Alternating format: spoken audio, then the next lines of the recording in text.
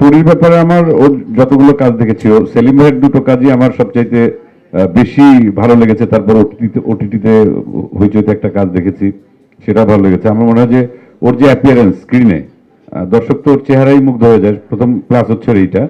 আর সেই সাথে ওর যে অভিনয় দক্ষতা আছে, আমার মনে হয় যে ওকে নিয়ে আরো অনেক ভালো ভালো কাজ নির্মাতাদের করা উচিত বা ওকে এক্সপ্লোর করা উচিত। এটা আমার সম্পর্কে আমার ব্যক্তিগত মতামত এটা। হ্যাঁ,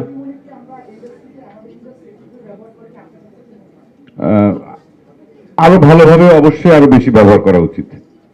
আসলে ব্যবহার করা তো আসলে অনেক ক্ষেত্রেই হয় না, অনেক বাস্তবতার ক্ষেত্রেই হয় না। সেটা অনেক শিল্পী, শুধু পরিমণি না, আমাদের দেশে অনেক ভালো ভালো অভিনেতা অভিনেত্রী আছেন যাদেরকে আমাদের যেভাবে আসলে পাওয়া উচিত আমরা অনেককেই পাইনি। সেটা নানান কারণেই হতে পারে, টেকনিক্যাল কারণ সবকিছু।